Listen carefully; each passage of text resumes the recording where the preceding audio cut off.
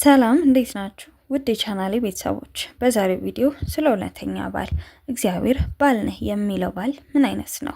የባልነት አቅም ያለው እግዚአብሔር የሰራውን የወንድነት ማንነት የሚኖር ባል ምን አይነት ነው? ሴቶች ባል ብላችሁ ስትመርጡ ማየት ያለባችሁ ነገር፣ ወንዶችም ደግሞ እኔ ለባልነት ብቁ ነኝ ብላችሁ የምታስቡት ምን አይነት ሁኔታ ላይ ስትደርሱ እንደሆነ ግልጽ ይሆንላችኋል በዛሬው ቪዲዮ። ዛሬ እግዚአብሔር ባል ስላለው ትክክለኛ ባል 4 ነገሮችን ነግራችኋለሁ። ይህ ስለ ፍቅር ነው። ቻናላችንን ሰብስክራይብ አድርጋችሁ ስለምትከታተሉ እናመሰግናለን። ቪዲዮ እንደምትወዱት ስለማልጠራጠር ላይክ በማድረግ ጀምሩ። ወደ ቪዲዮ።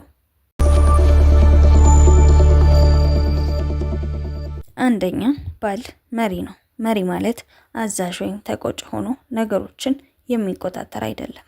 መሪ ማለት መንገድን የሚያሳይ በትክክለኛው መንገድ የሚያስኬድ ማለት ነው። እሱ ራሱ መሪ ያለው ወይንም ደግሞ በእውነትና በእውቀት የሚመራ ራሱን በትክክል የማይመራ ሰው ሌሎችን ሊመራ አይችልምና በመጽሐፍ ቅዱስ የወንድ ሁሉ ራስ ክርስቶስ ነው፣ የሴትም ራስ ወንድ ነው፣ የክርስቶስም ራስ እግዚአብሔር ነው ይላል። ስለዚህ ራስ ማለት የሚያስተዳድር የሚመራ ነው። የእሱ መሪ ደግሞ ክርስቶስ ነው።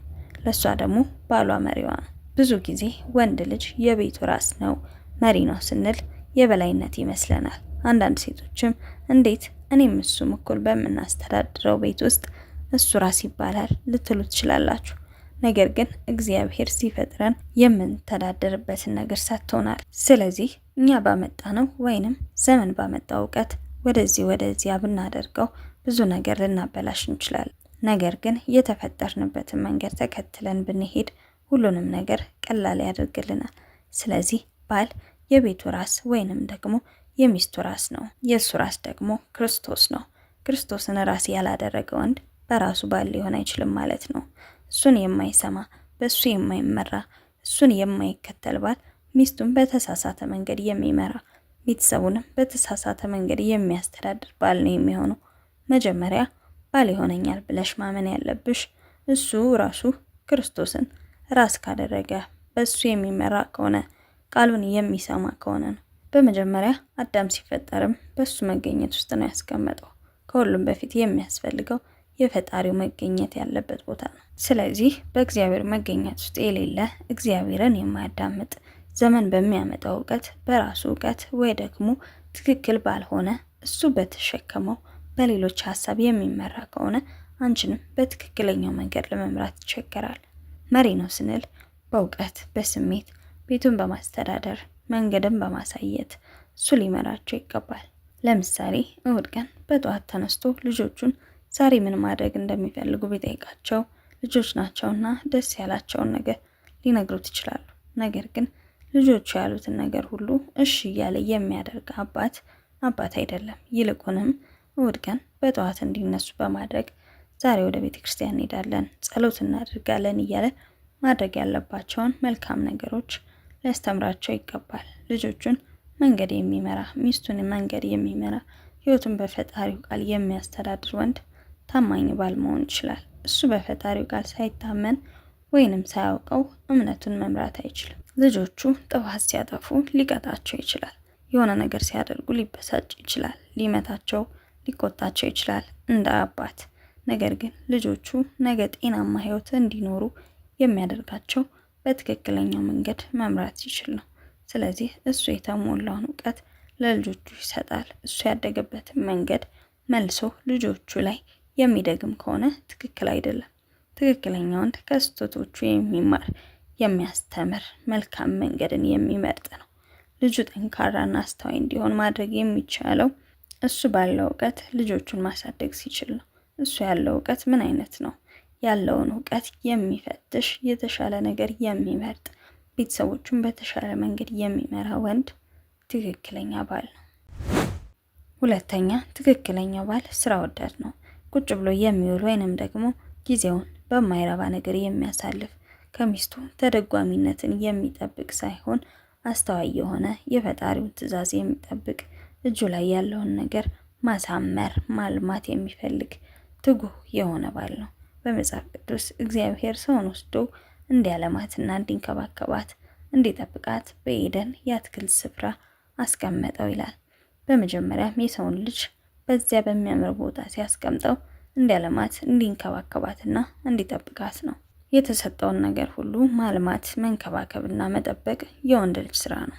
ያለህን ነገር ትጠብቀዋለህ፣ ትንከባከበዋለህ፣ ታለማዋለህ፣ ቤተሰብን ትንከባከባለህ፣ ትጠብቃለህ፣ ስራ ላይ ትጉህ ሆነ ትሰራለህ። አንዳንድ ሰው ቢሮ ውሎ ስለመጣ ብቻ ስራ የሰራ ይመስለዋል። ምንድን ነው የምትሰራው? ምን ያህል ሰዓት ነው የምትሰራው? ሰርተህ የምታተርፈው ነገር ምንድን ነው? ይህንን ማስተዋል አለባችሁ። የቢሮ ህግ ጠዋት 2 ሰዓት ገብታችሁ ማታ 11 ሰዓት እንድትወጡ ስለሆነ የሚያደርገው ስራ እየሰራችሁ ነው ማለት አይደለም። ለህይወታችሁ የሚገባውን እየሰራችሁ ነው ወይ? ለትዳራችሁና ለልጆቻችሁ የወደፊት ህይወት እየሰራችሁ ነው ወይ? አንድ ስራ መስራት ወይንም ደግሞ ውሎ መምጣት ስራ የሚመስለው ሰው እየሰራ ለመሆኑን ልነግረው እወዳለሁ። ምክንያቱም ስራ ውለህ ስለመጣህ አይደለም የምትሰራው እውነት የተሰጠህን ነገር እየጠበቀልህ እየተንከባከበልህ ከሆነ እያለማልህ ከሆነ እውነትም እየሰራህ ነው። አንድ ሰው ዘመዶቹን በተለይም ደግሞ የቅርብ ቤተሰቦቹን የማይረዳ ከሆነ እምነቱን እየካደ ከማያምን ሰውም ይልቅ የባሰ ክፉ ነው ይላል መጽሐፍ ቅዱስ።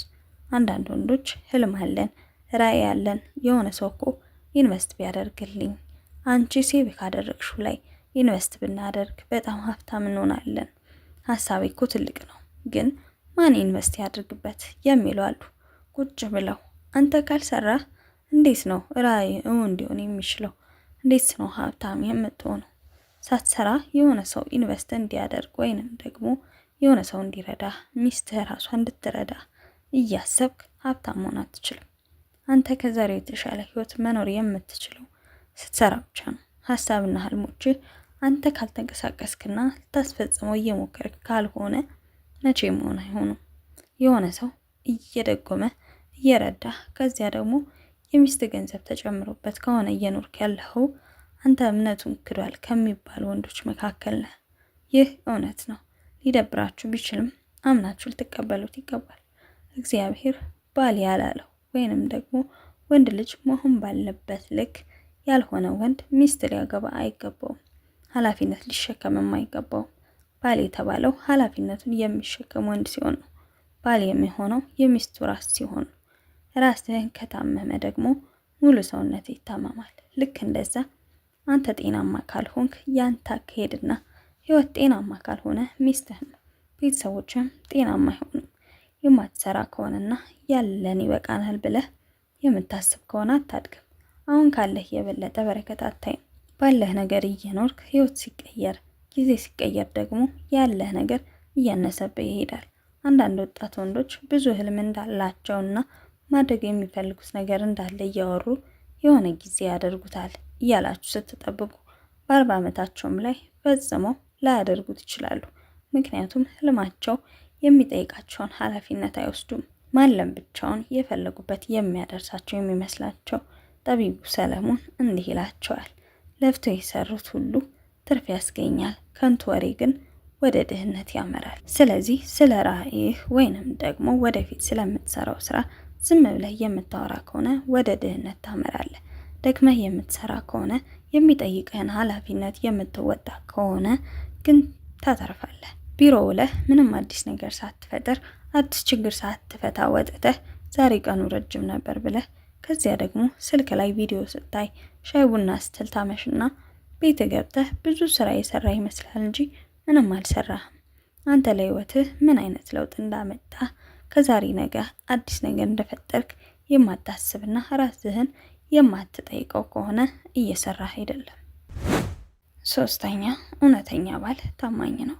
ወንድ ልጅ ታማኝ የሚሆነው ራሱን ስለጨቆነ ወይንም ማንንም አላይም ብሎ አይኑን በመጨፈን አይደለም።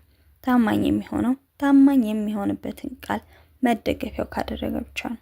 በስሜታችን ብቻ የምንነዳ ከሆነ ሁልጊዜ መሪ እንደሌለው ተሽከርካሪ እንጋጫለን። በአእምሯችንና ባወቅነው እውቀት የምንመራ ከሆነ ግን በትክክለኛው መንገድ መሄድ እንችላለን። ስሜታችን የምንገዛው ደግሞ በተፈጠርንበት ቃል መኖር ስንችል ነው። ጥናቶች እንደሚያሳዩት በጋብቻ ውስጥ 20% የሚሆኑ ወንዶች በትዳራቸው ላይ ይማግጣሉ። ከሴቶች አንጻር ሲታይ ደግሞ 54% ወንዶች በትዳራቸው ላይ ይማግጣሉ። እነዚህ ሰዎች እምነትም ያላቸውም የሌላቸውም ፈጣሪን የሚፈሩትም የማይፈሩትም ናቸው። ለብሰን ስንወጣ፣ ስራችን ላይ የሆነ ነገር ስናደርግ፣ ንጹህ ስንሆን የተከበረን ሰዎች እንመስላለን። ውስጣችንን ግን የምናውቀው እኛ ነን። ራስን በማርካት የወሲብ ቪዲዮዎች በማየት ከተለያዩ ሴቶች ጋር በመተኛት የተጠመዱ ራሳቸውን ማከም ያልቻሉ ወንዶች የሚታከሙትና ነፃ የሚወጡት በፈጣሪያቸው ቃል ነው። ራስን በእውነተኛ ቃል ማከም በጣም አስተዋይነት ነው። እስካሁን የሄድንበት የጨለማ መንገድ ዓለም ስማርት የሚለው ነው። ሚስት አለህ፣ ነገር ግን ከጸሐፊ ጋር ወይንም መዝናኛ ቦታ ላይ ከምታገኛቸው ቆንጆ ቆንጆ ሴቶች ጋር ትማግጣለህ። ይህ ላንተ ስማርት መሆን ወይንም ገንዘብ ስላለህ የፈለግከውን ማድረግ የምትችል ሚስት የምትፈልገውን ነገር ስለማታደርግልህ ራስህን እየተንከባከብክ ያለህ ሊመስል ይችላል። ነገር ግን ይህ ህይወትህ በፈጣሪ እውነት ውስጥ ጨለማ ይባላል። ከጨለማ ደግሞ የምትወጣው ብርሃን ሲበራልህ ብቻ ነው። ብርሃን የሚሆንልህ ደግሞ የእግዚአብሔር ቃል ነው። ውጭ ላይ ከምታገኛቸው ሴቶች አምረውና ተውበው ስለምታያቸው የተለያዩ ሴቶች አይምሰሉ። ያረጃሉ፣ ይደክማሉ፣ ከሚስት የተለዩ አይደሉም። ስለዚህ እቤት ያልሰራኸውን ስራ ውጪ ለመስራት አትሞክር። እነዚህ ሴቶች ምንም የተለየ ህይወት አይሰጡህም፣ እንደ ሚስት አያከብሩህም። ሚስትህ ያንተ ኃላፊነት ነች። ጠብቃት፣ ተንከባከባት። በሚስት ብትከፋና ብታዝን ለሴት ጓደኞች ወይንም ለስራ ባልደረቦች አትናገር። ምክንያቱም እነሱም ሴት ናቸው። ሲያሞጋግሱ፣ ሲንከባከቡና ሲያባብሉ ሳታውቀው ከነሱ ጋር ትሳሳታለህ። ሚስት ካሳዘነች ለወንድ ጓደኞች ወይንም ደግሞ ለነፍስ አባት ንገር። በተቃራኒ ጾታ ጋር ግንኙነት ወይንም ደግሞ መጽናናትን አገኛለሁ ብሎ ማሰብ በጣም ሞኝነት ነው። አራተኛ፣ እውነተኛ ባል ተማሪ ነው። ሁልጊዜ እውቀት ይፈልጋል። ባል ከሆንክ ሚስት ላይ ትኩረት ልታደርግ፣ ልታዳምጣት፣ ሚስትህን ልትሰማትና ልትንከባከባት ይገባል ማለት ነው። የተሰጠህን ኃላፊነት ሳትወጣ በሚስት ጸባይ ልታማርር አትችልም። ምክንያቱም ልታስተምራት፣ ልትንከባከባት፣ እሷን ላንተ ምቹ ሴት እንድትሆን የማድረግ አቅም አለ።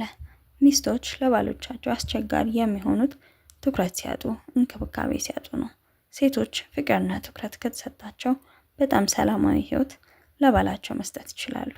ስለዚህ ጤነኛ ባል መሆን የምትፈልግ ከሆነ ሚስትህን ተንከባከባት። ነገሯ ሁሉ እስካሁንም ግራ እየገባ ከሆነ ግን እስካሁን ድረስ ሚስትህን ያልተማርካት ሰነፍ ተማሪ ባል ነህ ማለት ነው። ብዙ ወንዶች ስለ ሚስቶቻቸው ባህሪ በደንብ የማይገባቸው ትኩረት ስለማይሰጧቸው ነው። ሚስትህ አንተ በምታስብበት መንገድ አታስብም፣ አንተ በምታወራበት መንገድም አታወራም። ሴቶችና ወንዶች ያላቸውን ልዩነት ካልተረዳህ ጤናማ ህይወት መመስረት ይከብድሃል። ሴቶች ብዙ ጊዜ ከእውነታው ይልቅ የሚናገሩት ስሜታቸውን ነው። ወንዶች ደግሞ ምክንያትና ውጤትን ይናገራሉ። ሴቶች ቶሎ ይደሰታሉ፣ ቶሎ ይሰበራሉ። ወንዶች ደግሞ ነገርን ታግለው ማሸነፍ ይችላሉ። ሴቶች በሚሰሙት ቃል ህይወታቸውን ይመራሉ። የሚሰሙት ቃል መልካም ከሆነ በጣም ጤነኛ ሰዎች ይሆናሉ። የሚሰሙት ቃል ደግሞ የሚሰብር ከሆነ ሁሉንም ሰው የማበላሸት አቅም አላቸው። ሚስትህ ከአንተ የሙገሳና የፍቅር ቃል፣ የማበረታቻ ቃል የማትሰማ ከሆነ ያንተንም የልጆቿንም የራሷንም ህይወት ታበላሸዋለች። ደስተኛ ያልሆነች ሴት ደስተኛ ልጆች አይኖሯት። ጤናማ አእምሮ የሌላት ሴት ጤናማ ቤተሰብ አይኖራት። ሚስትህን ይህንን ያህል በጥልቀት ከተረዳት አንተ ጤናማ ህይወት መኖር ትችላለህ። ሴቶችን የፈጠረ ፈጣሪ ደግሞ ምን አይነት ፍጥረት እንደሆኑ በቀላሉ ይነግርሃል። ስለዚህ ጎበዝ ባል፣ ሚስቱን የሚረዳ ባል፣ ሴቶችን የሚረዳ ሰው መሆን የምትፈልግ ከሆነ የፈጣሪህን ቃል አንብበው። ስለሰራቸው ሴቶች በደንብ ይነግርሃል። ወንዶች አስተዋዮቹ ነው። የፈጣሪያችሁን ቃል የመጀመሪያ መሪያችሁ አድርጋችሁ ተጠቀሙበት። የትኛውም ሳይንስ ወይንም ደግሞ ዘመናዊነት እንዲመራችሁ አትፍቀዱ። የእናንተን ህይወት የሚመራው የተሰራችሁበት ቃል ብቻ ነው። ይህ ስለ ፍቅር ነው። ቻናላችንን ሰብስክራይብ አድርጋችሁ ስለምትከታተሉ እናመሰግናለን። ቪዲዮ እንደወደዳችሁ ተስፋ አድርጋለሁ። ኮሜንታችሁን፣ ሀሳብ አስተያየታችሁን ኮሜንት ሴክሽን ላይ አስቀምጡልኝ። ቀጣይ በሌላ ቪዲዮ እስከምንገናኝ ሰላም ሁኑ።